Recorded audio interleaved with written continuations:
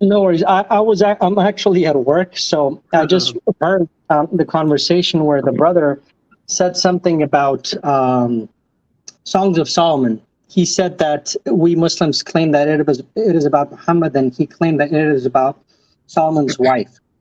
So, Rob, hi, can you hear me? Yep.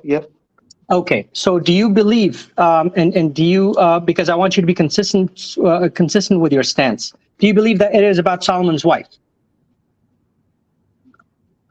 So the only thing that you guys have as Muslims is that you translate it as Muhammadim, but when you go to earlier verses in that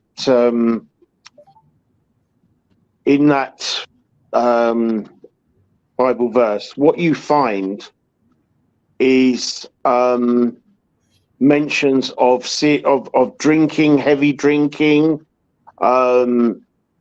close to possible zina.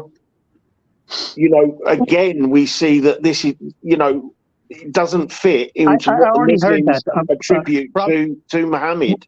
With all due respect, I don't have much time because I'm actually at work. So I already heard that argument, but I want you to be consistent then, right? So do you remember my question to you, or do you want me to repeat that?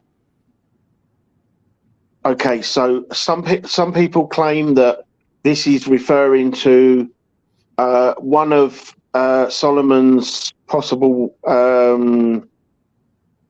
partners, wives, however you want to describe that. So Solomon, he was a king, right? Correct. Yeah. His bride would be what? A queen, right? I don't understand what you're saying. I don't understand the question. It's a very simple question. How would you refer to the woman or the wife of a king?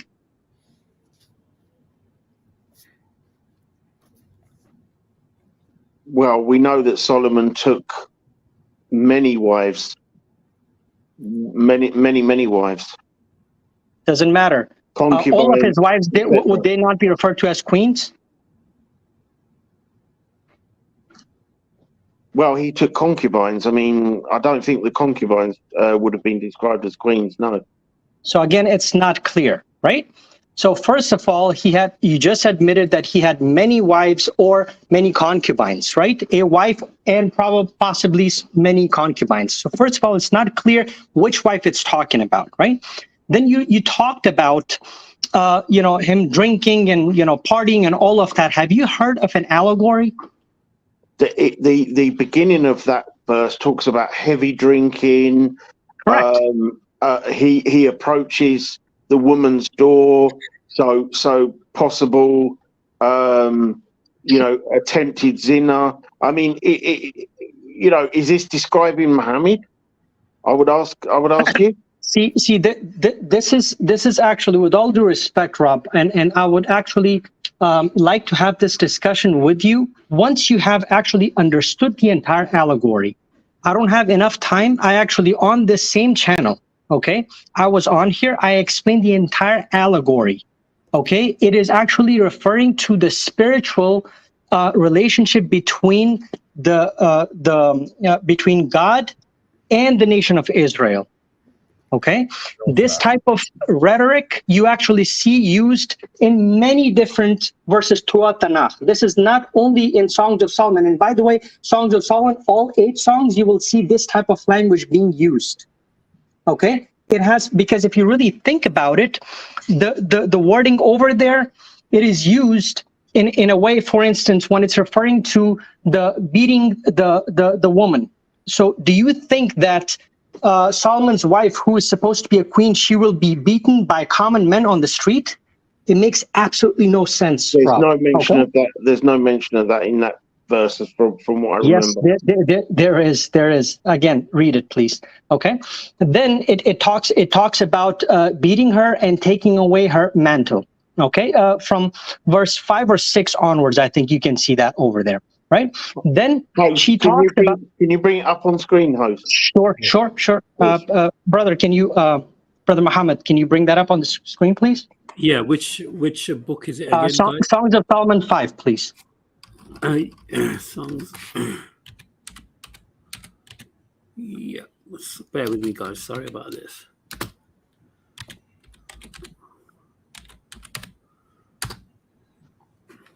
Okay. Songs of Solomon. Go to verse 7, I believe. Yeah, I'm just gonna. Chapter.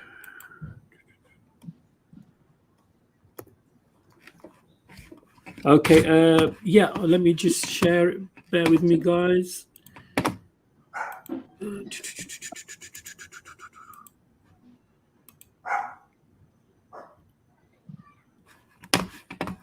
Okay.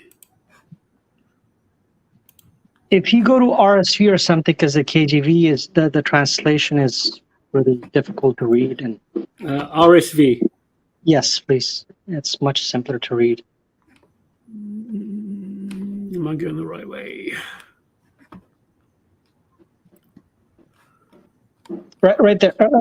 It was right there. This one here, New American Bible. No, RSV. So if you click on R on your keyboard, I think it should pop up. Right there. So the third one. Yeah, right there. Sorry, brother. No worries. So Song of Solomon 5. This is Song of Solomon 1. Okay. Oops. Sorry about this, guys. I'm a bit slow on this kind of side of things. If you go to the very top in the search box, if you type like 5 instead of 3 where it's written, you'll get there faster. Yeah, Bibi. No worries, Aki. Okay, here we are. So verse 7. Rob, can you please read that out loud to me? Verse 7. Okay, so can we start from 6? Sure. I opened to my beloved, but my beloved had turned and gone. My soul failed me when he spoke. I sought him, but found him not. I called him, but he gave no answer. The watchman found me. Can you scroll up? The watchman found me as they went about in the city. They beat me, they wounded me, they took away my mantle, those watchmen of the walls. Okay. It's okay. We can keep going, but yeah, let's keep going. Let's keep going. Do you remember? I adjure you, O daughters Rob, of Jerusalem. Trust me, if you find my beloved, that you tell him. I adjure you, O daughters of Jerusalem, if you find my beloved, that you tell him, I am sick with love. So, from the look of it, this was a potential wife of Solomon, if that's what you want to interpret it as. Fellas, it's a dream. If you start at verse 2, it's a dream. It says that she's asleep, but her heart is awake and she's dreaming. Brother Fawad, not necessarily. Again, I'd rather go back and forth with one person, right? Then I'll deal with the other person. So Rob, do you see over here? That's what I was trying to explain to you. Verse 7, where it says that the watchman beat her, took away her mantle. Verse 2? Can we go to verse 2? I want to confirm if this is a dream or not. Yeah, go to verse 2. May I complete what I was saying? We can go. I'm right here, Rob. Go to verse 2. Oh boy. Okay, Rob. The only way this is going to work is if you actually allow me to speak and I allow you to speak. Well, I wasn't aware this was a dream, but I'm just trying to find out if it was a dream. So if we can go to verse 2. Rob, so basically what you're telling me is that you don't even know what the chapter was about until GodLogic. If it's a dream, then we're talking a whole different ball game. Exactly. Correct. So then it can actually be allegorical, right? Dreams can be allegorical. Anything is possible in a dream, as I'm sure you'd agree. Anything's possible in a dream. Okay. So Yes. Fawad, continue, please, and then hopefully, guys, you can interject. Yeah. Inshallah. That's I mean, if he actually allows me to speak, I'll be able to complete my argument. So now we have established that common men on the streets, they cannot beat up the wife of a king. Okay. Then if we actually see, we don't even see that it's a wife. It's a potential wife. you were the one that doesn't matter even if it's his I said concubine. a potential wife. Bob, let's let him finish those. Yeah, let him finish. Everybody have. Go ahead. Guys, let's be respectful. Let everybody have a couple of minutes to finish off, and then you can counter. We want a fruitful discussion. So go ahead, Fawad, please. So real quick, right? So even if we go to verse 1, like he was saying, verse 1 and 2, and this will actually answer GodLogic's question as well. Yes, some people actually see it as a dream, right? Other actually, I can quote scholars to him as well if he wants, right? Or I can have one-on-one discussion with GodLogic if he allows me on his stream or something. I don't mind, right? So the first verse where it says the man. So the man is basically, there are three characters in the entire chapter, okay? There is the woman that is supposed to be Israel. Man is supposed to be God. The audience or the other women, the friends of the woman, they're supposed to be the whole nation of Israel. Okay?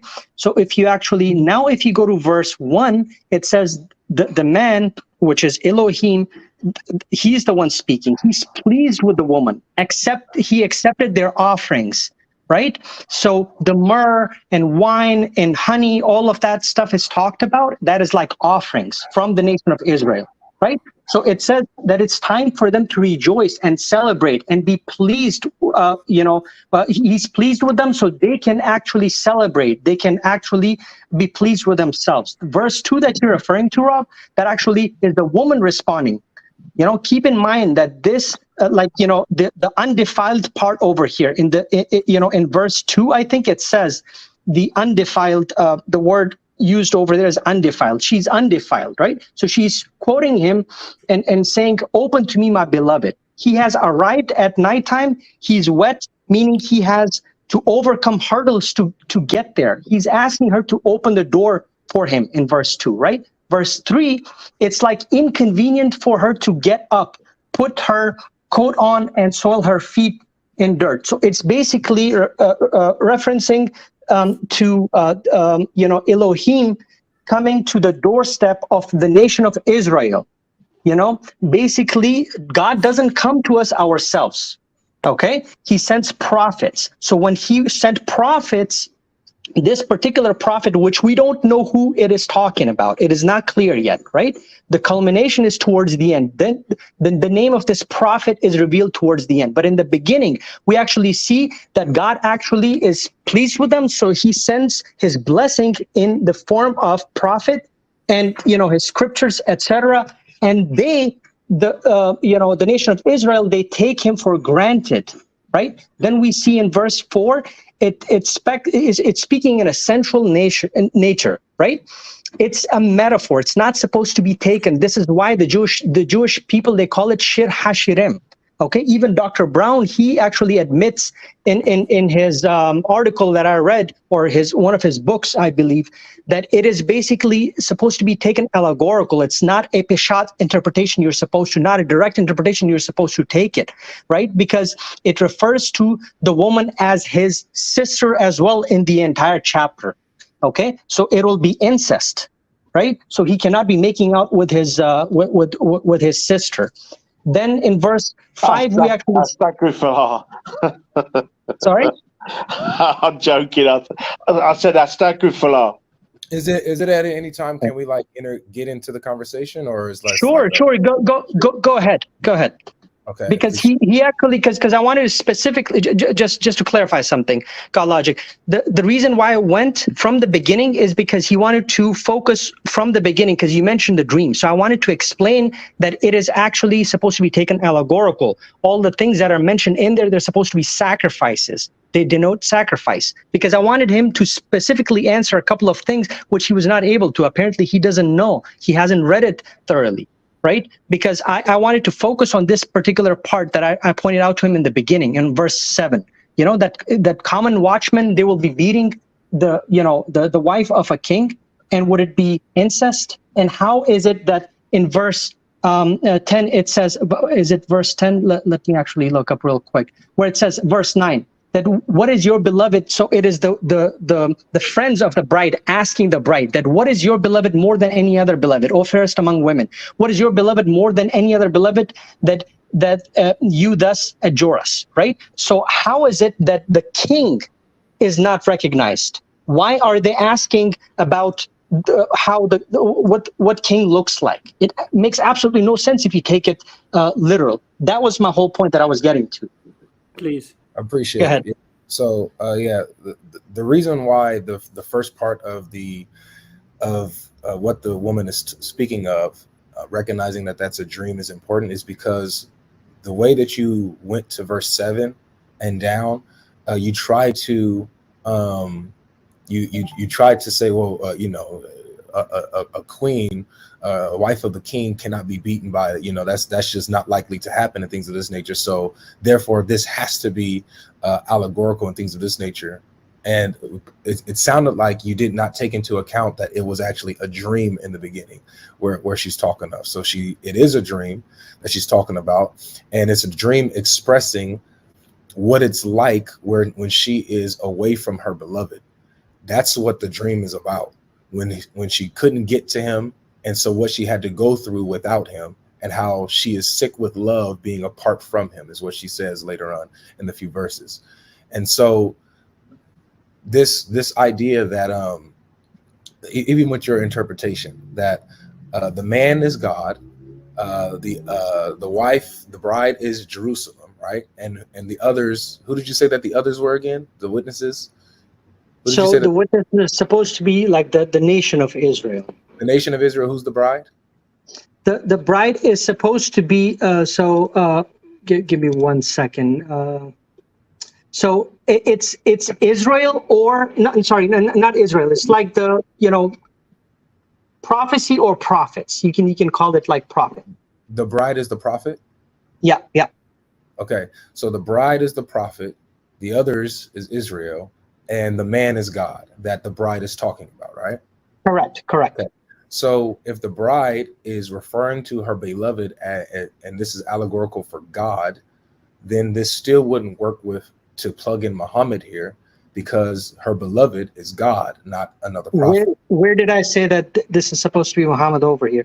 I haven't completed actually my argument yet. That's why I said GodLogic. Like, you have to let me explain the entire allegory to you for you to understand. Listen for a very, very, very long time, very patiently.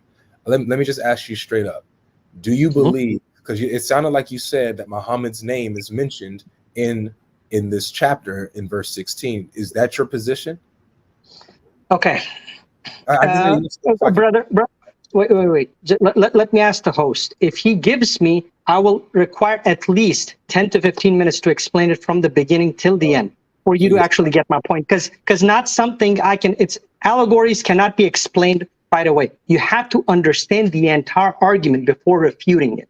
But if you're just going to pinpoint a question and say, oh no, tell me this, that's not how it works. Host, can I just say, this is just a matter of personal opinion.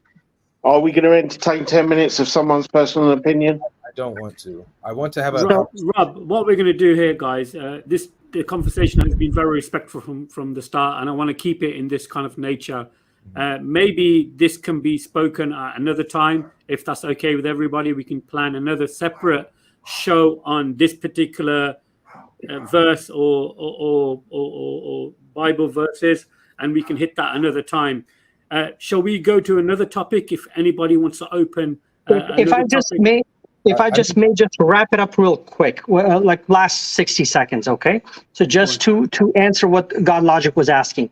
So do you see GodLogic when it actually says, where is your beloved? From 9 onwards, it is asking about that particular, the beloved of God. So the representative of God, right? So God himself, remember, God himself is not supposed, so the man himself, okay? You can plug in any prophet within there.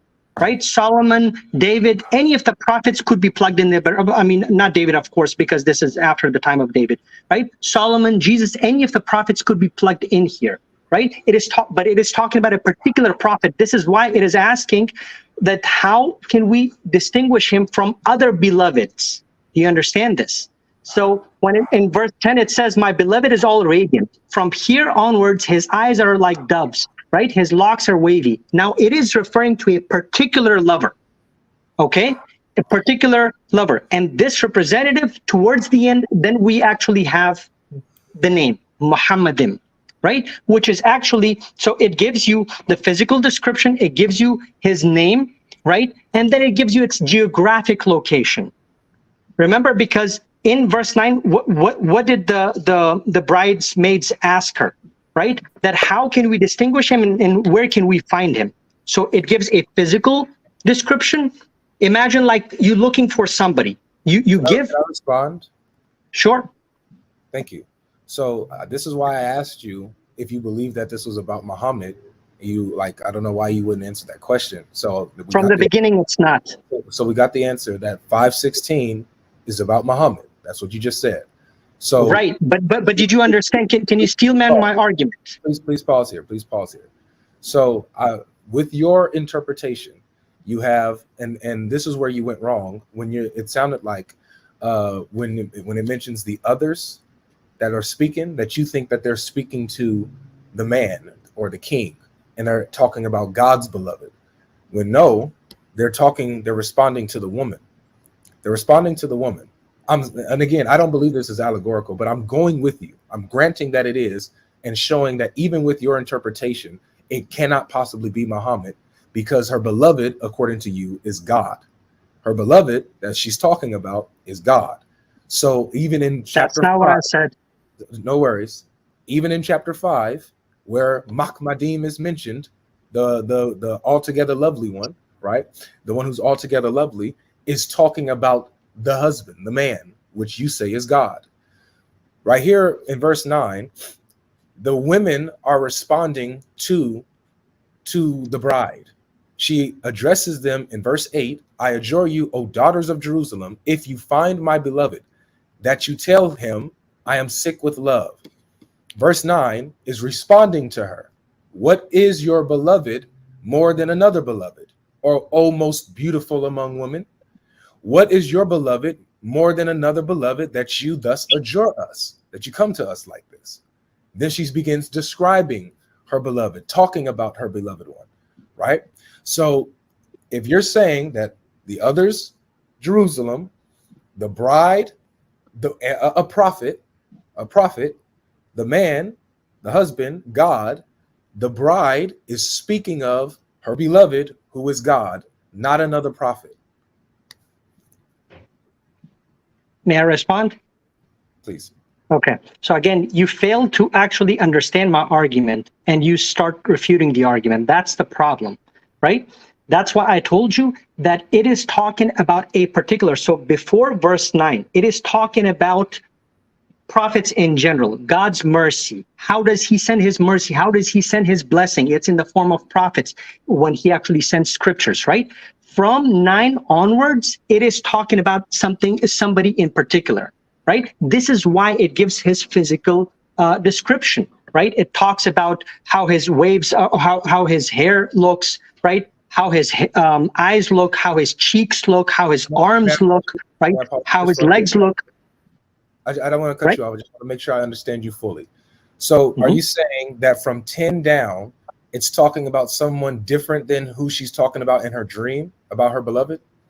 Exactly. Because in the beginning, all the way up until 8, okay? It is talking about the lover in general. This is why I told you have to actually understand the entire allegory in order to refute it. It's talking right? about her. You may not have actually heard the way I explain it. I know how commonly Muslims explain it. Though, with all due respect to them, that's not how I explain it. I don't go straight to verse 16 and say, oh, there's Muhammadim. No, I will make sense out of the entire allegory to you from the beginning, verse by verse, breaking it down. What it sounds like to me is that you are arbitrarily choosing when the context changes. Like I really want to know where you said that the beloved switches, like the beloved in verse 2 to 8 is not the same beloved in 10 and down. So I want to know, okay, where this change or switch happens. When she says that you said it's a general beloved, what is your, do you understand? what is Okay. your evidence that it is a, in verse 2 and down to Right. 8, that it is a Right. general speaking of any beloved, not a specific beloved? When she mentions a singular beloved, specifically one person that she's talking about, dreaming about, one individual, and then they ask her, who is this? And then she begins to describe him in verse 10. Like, how do you get this switch? Okay, so if you go to Jeremiah 2, verse 2, Isaiah 54, 4:8, Ezekiel 16, 4, all the way up till 14, you will see the same type of rhetoric used over there. Bride and the woman as Israel, just one second, let me complete, right? Right. And man as God. And as I told you, God does not communicate with us directly. How does God communicate with us, GodLogic? He speaks to his prophets directly. He spoke to Israel directly. He does speak to us directly. What are you talking Right. about? So, but normally, I know as a Trinitarian, you have to believe that, right? But Oh, no, normally, how does he? That's just the Bible. How does let me actually complete what I'm asking. How does he normally communicate with us? Have you heard God directly? No, so if you're speaking biblically, God spoke to the people directly through prophets, and he spoke to them directly. Biblically, we're talking about So biblical. he has spoken to every single person in Israel throughout history directly. We're talking about Israel. He spoke to the nation. He spoke to them as a nation directly, biblically. So every single person throughout history that is from the nation of Israel, he spoke to them directly.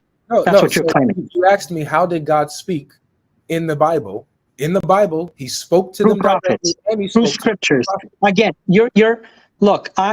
We all are aware of your dancing around all of this that you're doing. It's not going to work. Okay, it's a straightforward question. I like that energy.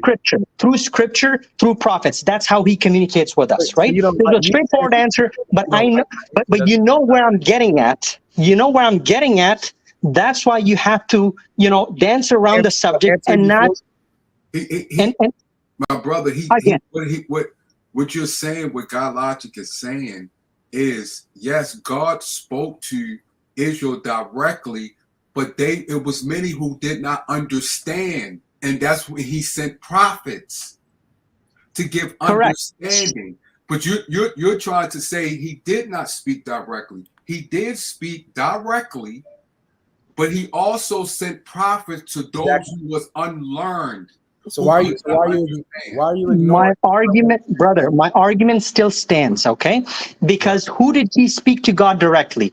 It was Moses. So there are three ways throughout Tanakh that you will actually see God communicating with the people, okay? One is either directly, which was only to Moses and those particular people living at the time of Moses, which specifically actually in Deuteronomy 18, they ask not to be heard, not to hear God again. They specifically requested this, and God actually answered them and told them that he will not communicate with them directly, okay? Second way is God communicates with them through angels. Third way is God communicates with them in their dreams. These are the three ways, okay? So what I was referring to, that God normally, how does he communicate with us? Through prophets.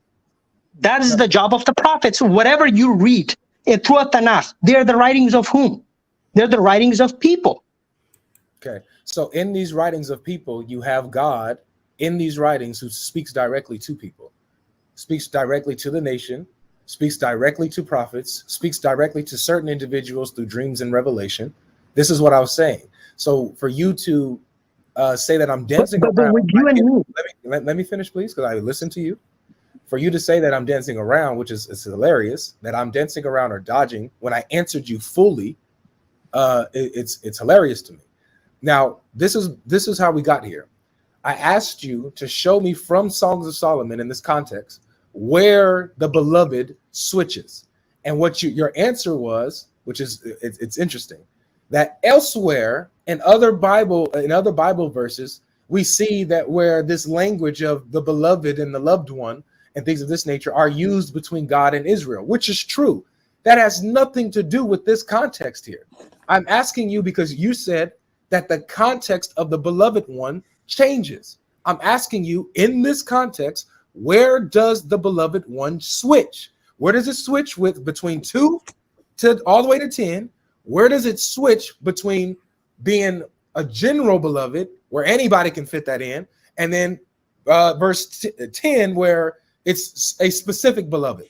Because in verse 2 on down to 8, all the way down to 10, really, we see a specific person being spoken about, and then the description of him being given in verse 10 and down. So where do you get the switch in Song of Solomon chapter 5, bro? So in Jeremiah 2:2, or in Isaiah 54, Ezekiel 16, where I pointed out to you, you think where Be it is respectful, talking. guys. Be respectful. Come on, he's answering now. GodLogic, you got to be respectful. I'm not cutting him off. Yeah. I'm waiting on him to get to my actual answer instead of answer somebody. I think he is getting there, and I think he actually hit it I straight am away. getting there, but if you're going to be patient enough, I know that's normally I know ignorance makes us do stupid things, but okay, moving on. So Jeremiah 2:2, Isaiah 54, Ezekiel 16.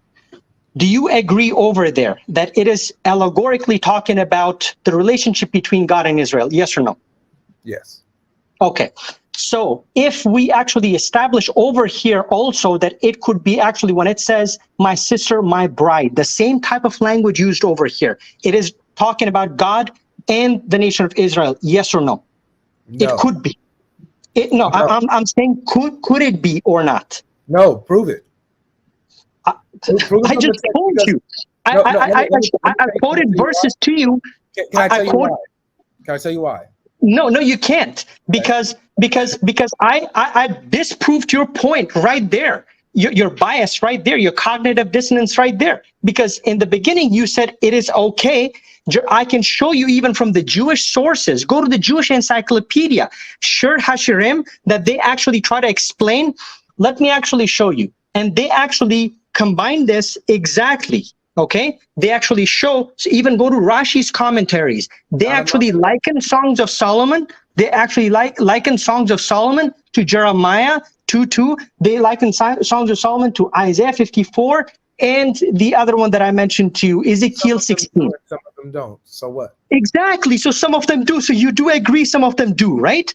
Yeah, I don't agree with the interpretation. You don't have to agree with it. That's fine. It's an allegory. You can actually interpret it your way. I will interpret it my way.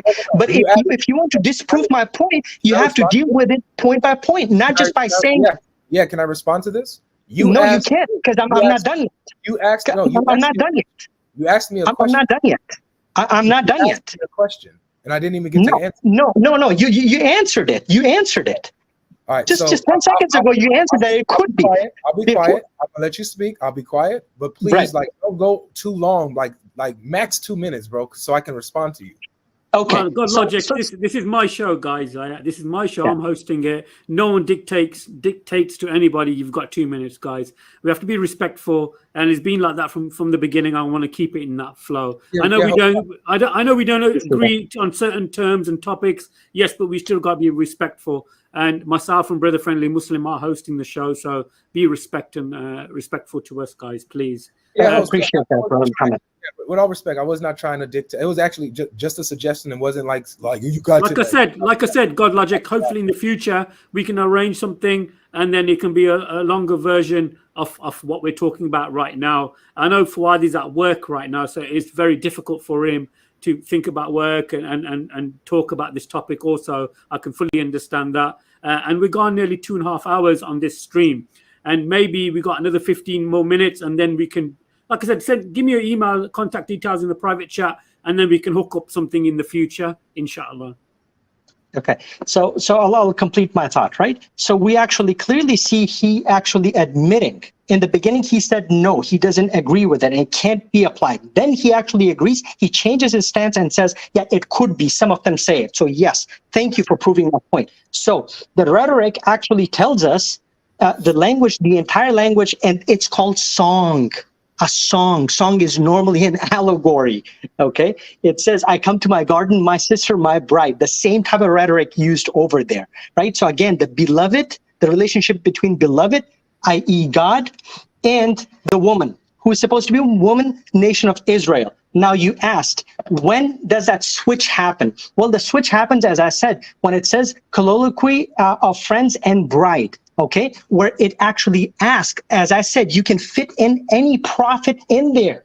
You can fit any prophet in there because it's not the description of God, because the only other option you have is that it is showing you the description of God. So do you think God has wavy locks? Do you think God has actually lips are like lilies, you know, distilling liquid myrrh? His arms are rounded gold. Do you think it is actually referring to God? It makes absolutely no sense, brother. Another point I will just add in there is that, sure, go ahead, because I was responding to one of your points, but go ahead. Yes, thank you. So let me respond now. So you misrepresented what I said, like as if I contradicted myself. I never said that this is an allegory. I never said that. Me saying that I acknowledge that there are some people who interpret it as an allegory is not me agreeing that it could be an allegory. So I hope that you understand in the conversation and comprehend what I'm saying to you. I don't think it's an allegory. I don't think so. I understand that there are some people who take it as an allegory. I acknowledge that they do. I think they're wrong when they do that. It's as simple as that. So do not say that I think it's an allegory and I'm switching and saying, no, it's not. No, I never did that. So understand that I'm granting that there are people who interpret it as an allegory. That's it. Now, I asked you where the switch was and you still haven't been able to give no answer. When you said, when you mentioned, you asked me, because we see in Ezekiel and Isaiah and Jeremiah, where this beloved language is used between God and Israel, could it also be that this in Song of Solomon is allegorical for God and Israel? I said no, and let me now tell you why I'm saying no. Because in Isaiah, in Jeremiah, in Ezekiel, in that context, it literally says God is speaking. God is speaking. In the context, it says God is speaking about Israel very clearly. And then we start seeing the allegorical language and comparisons of a bride and her beloved in those texts, in those contexts. We don't see that same thing here in Song of Solomon. Matter of fact, throughout the book of Song of Solomon, it's about the man and his bride, the king and his bride and his wife, consistently. We never see where it's God speaking, where God is addressing Israel. We never see that in the context. That's why I'm saying no, that same thing does not apply to Song of Solomon. In Song of Solomon, the context literally shows us that God is the one speaking about Israel. Literally, it says it. And then he starts describing them as his beloved and yada, yada. And it's his beloved, right? Or vice versa. Here, there's that. Okay, you went on for a very long time. Let me finish. I didn't rush you to finish. Okay. So now, because you went on way longer, you've been the one talking the most, and we had to practice patience. So practice your patience now. So now, okay, going back to our context. Respectful. Yeah, I'm just giving him the same energy that, he's giving me. That's it. Nothing frustration. You know what I'm saying? He dish it out. He can take it. So with Song of Solomon, verse 2 all the way to 10. Let's look at it. I slept, but my heart was awake. A sound, my beloved is knocking. A particular beloved. Open to me, my sister, my love, my dove, my perfect one, for my head is wet with dew. Right? The whole time, verse 4, my beloved put his hand to the latch, and my heart was thrilled within me. My beloved, verse 6, but my beloved had turned and gone. Specific beloved she's talking about, consistently. I adjure you, verse 8, O daughters of Jerusalem, if you find my beloved, that you tell him I am sick with love. Then in verse 9, they ask her, who is this that you're talking about? Oh, most beautiful woman. Who is this beloved that you adjure us like this? Then she describes him. My beloved, same person she's talking about, is radiant and ready, and yada, yada, yada, as it goes on. So now, if you have a problem with you're saying, oh, what? So are you saying that God is radiant and ruddy, that his hairs are locks and wavy? According to you, it's allegorical. It's an allegorical description of her beloved, not literal. So this goes against your point now. Are you now switching that this is literal? No, I'm sticking with you that it's allegorical. So be consistent. Where is the switch? I need to know from the context where the switch is. I told you from 10 onwards, but I think you're too immersed in your own interpretation that you're failing to understand. It's a comprehension issue. I clearly see this. Ignorance plus comprehension. Now, let me get back to what you were saying. So basically, if you're saying it's basically describing all of the 8 songs are describing the relationship between Solomon and his wife, it will be a total breach of privacy between a prophet of God and his wife, and they're talking in just like how Rob was saying, it's talking about him parting. What do we learn from all of these songs? If this is how it is supposed to be seen, if it's supposed to be just seen about like how they're making out with each other, partying, what do you learn this from? What is it doing in a religious scripture? Point number 1. Point number 2, Queen getting beaten on the streets. My turn. Queen getting beaten on the street by common watchmen. You have not addressed that. Neither did Rob. It describes the bride as his sister. Is this a story of incest we're talking about? Okay. Then the beloved, by the way, is found in the next chapter. In the first 4 verses of Song of Solomon 6, you actually see the beloved is already found. She knows exactly where the beloved is. She says in the beds of balsam. Okay. Now, also another thing you did not clarify, if it's Solomon, a king we're talking about, why are they not recognizing him? Why are they asking about his physical appearance? Why is she describing his physical appearance? A king is supposed to be known by everyone. Do we need to actually identify the king so descriptively that we need to draw a picture of the king that, by the way, this is what the king looks like? Go ahead. Oh, beautiful, beautiful. Okay, you said that I did not respond to verse 7 about the watchman finding her and stuff like that. I literally did. When you were trying to trap Bob and didn't know that we was here and we knew the context that it's about a dream that she had, that she's talking about and describing the descriptions of in a dream. So I did respond to that directly. It sounds like your comprehension skills is not getting what we talked about earlier. Now, again, with you now saying, oh, well, if this is literal, then why is this? What is this language doing in a religious book? Man, that's not an argument. That's not an argument. Whether you agree with the descriptions, the sexual descriptions that's being played here in a song between a man and his wife, and whether you want to say that this shouldn't be in a religious book, you would have issues with Islam if we were to talk about that. But that's not the topic. That's not an argument. So again, if we are throwing that out the way, we're talking about the context now of where in the world do you see a switch? Now you're saying, oh well, okay, if this is literal, again, you're not telling me where the switch is. You're not telling me how. Now you're just giving me objections to why you're taking it allegorical, and none of these objections work. Now you're saying, oh well, why does she have to give a description of the king? Everyone knows the king. Not if the people that she's speaking to don't know who she's talking about, because she doesn't say. She doesn't say, my beloved is this by name. She doesn't name him. She only speaks of him in descriptions and then begins to describe him even more. So it makes perfect sense if she's just given vague descriptions of this person that she's in love with, who she's engaged to be with, and and talking to the audience, and they're like, well, who are you talking about with these vague descriptions, right? Then again, also, you said, well, he mentions that this is a sister and stuff like that. Is this a story of incest? No, not necessarily, because they're in Israel. They're in Israel. They're brothers and sisters of each other. This is why different tribes and of the same tribe even call each other brothers and sisters of each other, even though they're not direct siblings per se. So the language is perfectly fine, dude. Well, so we can look at that brother and sister spiritually, because heavenly we are brothers and sisters in spirit.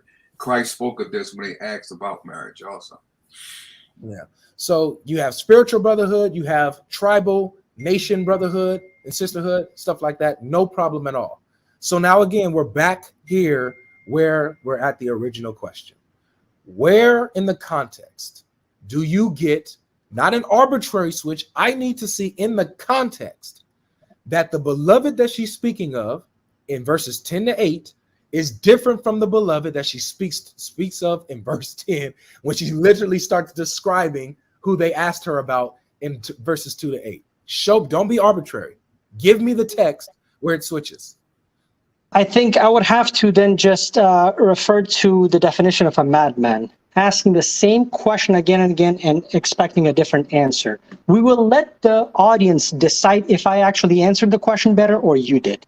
You, in your dream world, you could imagine you actually refuting my arguments, but you have not been able to refute a single one of them. Okay, I already told you that the prophecy or prophets representing God, God does not come himself on earth. He does not dwell among us. Okay, so when it's actually talking about the relationship between God and Israel, so the representative of God, who is supposed to be the lover, you can fit anybody in there. Now, again and again, I've been telling you that from 9 onwards, it is talking about a specific prophet. Before that, even if you go to chapter 4, Song of Solomon 4, it is talking about how God is happy with them, how he's like rejoicing. The fact that, they've offered sacrifices, they've been obedient, they've been good. But it is only when, they took these prophets for granted. This is where God actually tells them that, okay, I'm going to take my blessing away from you guys and I will send it to another nation. This is where the beds of balsam are talking about. Right? If you go to the next chapter, that's exactly what it's talking about. 6, which is connected with 5, because I don't know if you knew this, but before you actually say that I'm jumping to another topic or another song, no, it is the same song. The continuation from 5 to 6 is the same song, just like as the continuation of 4 overlaps to 5, right? So if you actually overlap it to 6, it actually says that where has your beloved gone, O fairest among women? Where has your beloved turned? And she says that he has gone to the beds of balsam or beds of spices, which is Mecca, that is being referred to. And I'll leave it at that, because if he wants, he can go, I can go on his stream if he wants, and we can debate this one-on-one. And where we have like 2 minutes or 5 minutes each of talking. And, he has not been able to answer a single question. He's not been able to answer the point about incest. He's saying that this is not how the rhetoric we see throughout Tanakh. No wife is ever referred to as a, spiritual sister. That is, the onus is on him then to prove that why he would apply this over here. Why can't it be incest? The onus is on him. If it clearly says over there, if it says sister, I take it as a sister then, if he wants to take it, literally and not allegorically. But if you take it allegorically, it does make sense. So I think maybe we could take a pause on that. I just want to hand over to Rob, because he came on from the beginning, and sort of the stream was, about him coming on at the beginning. So Rob, if you just want to have your final points, because I know you got to shoot off, so I want to give you that courtesy of being able to sort of finalize your points, mate. Yeah, I just want to say I'm extremely happy that GodLogic came up. I love your stuff that I've seen on YouTube. And my final conclusion is that although Muslims desperately try to insert Muhammad into the Bible, he's certainly not named or described within. And I just want to say that, look, time is short. You need to decide Jesus versus Muhammad. So I want to say God bless to everybody, and take care, and I'm jumping off now. Thank you, Rob. Thanks for joining. Hope you get well Cheers, Rob. soon, mate. Take care, brother. Yeah, good. Blessing, Rob. Be blessed and get well too. Take care, bro. Okay. See you next time, Rob. Maybe we can speak at Speaker's Corner. Rob's gone now. If Logic, I guess, had that that debate, or because it seems like he said, Fawad said earlier, is allegorically you can add anything in it. So of course it's going to make sense to you if you're looking at it in an allegorical way. So it's the proof is also on you. Also, what you're saying, logic has to be proven. That proof goes on you also. But you just looked the past when we said spiritual brothers and sisters. You just looked straight past that and just put that to the side. You can't not put that to the side where we can show you proof in the Bible when it comes to spiritually brothers and sisters. I just want to be clear, when God speaks directly within our spirit because his spirit is in us, but we have misunderstanding due to our flesh. And this is the reason why he spoke directly with the prophet, what you said, Moses, when he sent angels, when he sent dreams. All of these are things that God does to glorify his name and to spread his message, what we do not understand within us. Yeah, and on top of that, just saying that I didn't answer questions doesn't make it true. I answered each and every one of your objections, but you haven't been able to answer me, especially from the context. But you're just going off about your imaginations, which, I mean, you have every right to do so. But that's not how like these discussions are had. When you said, for example, it sounds like your whole point is that God does not dwell amongst us. And this is what you said. God does not dwell amongst us. He does not come to us himself and things of this nature, which shows your ignorance when it comes to the Bible and how it handles God's relationship with the people that he loves. Let me just give you a few verses to show you that you don't know what you're talking about. This is Exodus chapter 29, verse 45. It says, God says, I will dwell among the people of Israel and will be their God. Ezekiel chapter 37, verse 26 and 27. I will make a covenant of peace with them. It shall be an everlasting covenant with them. I will set them in their land and multiply them, and will set my sanctuary in their midst forever. My dwelling place shall be with them, and I will be their God, and they shall be my people. You have a bunch of verses like this where God literally says that he dwells with us, he comes to us, he'll be with us. You have this happening in the wilderness where God comes down to the people of Israel. He comes himself in a pillar of cloud, pillar of fire, multiple times. His glory comes and dwells in the temple that's built for him. So you have all of these examples where God himself comes and dwells with Israel, where his presence is set in Israel, in the midst of them, where he comes. So wherever you are bringing this Islamic theology that God does not come to us, leave that out, because that's not the Bible.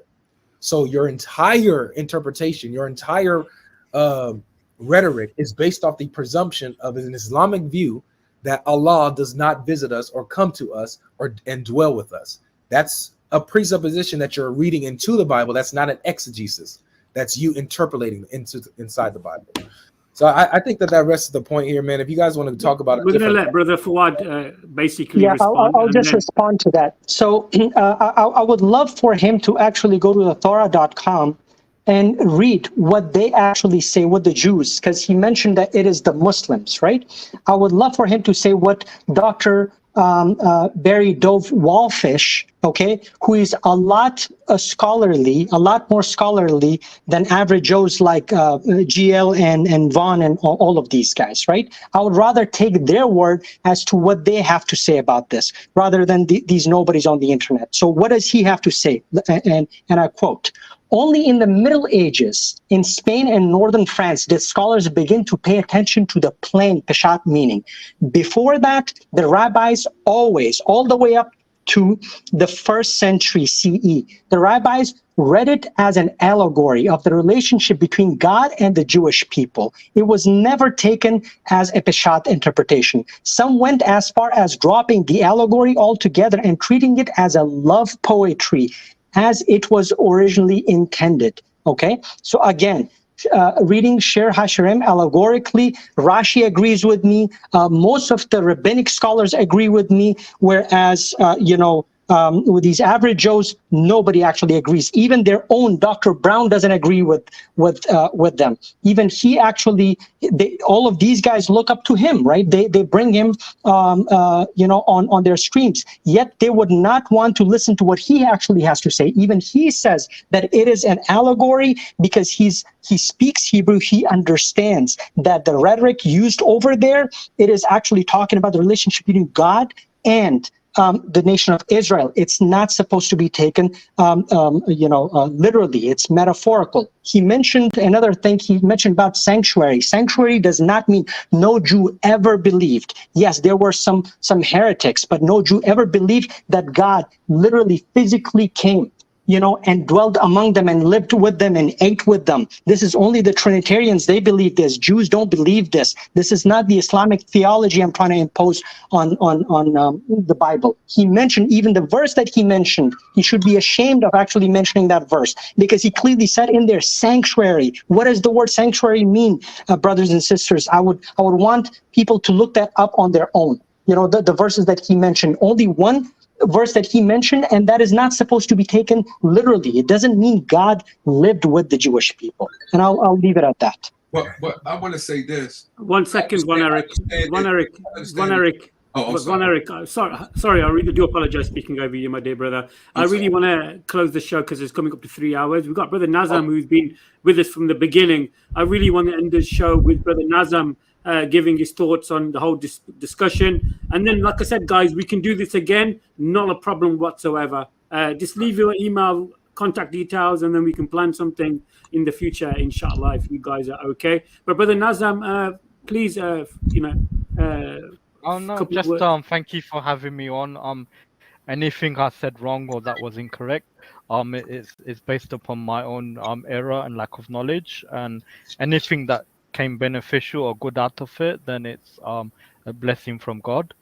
I enjoyed the interaction between Brother Fawad and GodLogic, and hope in the future that they can have some kind of formal debate where it's done in an academic setting, and hopefully it will be cordial and everything.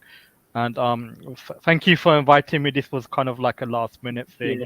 Thank you. Apologies for my tack, and hope to do it again soon. So thank you. And thanks, Brother Friendly Muslim, as well, for hosting it. And nice to see you again, Von Eric. And GodLogic, it's nice to put a face to the name because I think we've spoken on Clubhouse before. So yeah, it's good to see you, Nazam. Good to see you. Cool. Friendly Muslim, are you still with us, Habibi? Friendly Muslim is not feeling well. Yeah, I think there's a bit of a bug going around in the UK, guys. So I pray to God that everybody recovers from this little bug or this virus. And once again, guys, this has been one of the best shows I've hosted. Yes, it gets passionate. We don't have to agree with everything that we say, but it's still got to be respectful. And, let's be polite and cordial to each other. And this Cover FF and Friendly Muslim channel and Consider This TV network, we try to host shows which are respectful and we can discuss sensitive issues on a nice platform. And Von Eric has joined us many times, and he can testify that majority of the time when we do speak is very respectful and it's hosted in that type of frame of mind where everything is cordial and respectful. Von Eric, thank you for joining my dear brother. I didn't mean to cut you off, but it's nearly up to 3 hours, and my time of my StreamYard is going to finish soon. Yeah, I know what that's like, bro. No problem. Dude. So, guys, thank you once again. Fawad, I do thank you so much for joining. I know you're at work, and thank you so much, brother. I appreciate you bringing me on, brother. Thank you so much. You're welcome. GodLogic, thanks again, brother. Yeah, thanks for having me. This was fun. You're welcome. Von Eric, once again, thank you. Good to see you, Brother Nazam and Friendly Muslim. Hope you feel better, brother. Assalamu alaikum. Assalamu Jazakallah. Alhamdulillah. We got in the show. I like the way Nazam is sitting there. Look at him, so relaxed, mashallah. Having a cup of tea, man. Guys, thank you so much. Don't forget to like and subscribe to the YouTube channel. Also, I am collecting donations because I'll be visiting Ethiopia soon, inshallah, for charity work. So all your super chats, super stickers, memberships, some of these or majority of these donations will be going to the brothers and sisters in Ethiopia. So guys, yeah, don't forget to smash the like button. Thank you, Sister Salika. Thank you, guys. Once again, thank you so much. See you soon. Hopefully we can do it again. Assalamu alaikum wa rahmatullah wa barakatuh.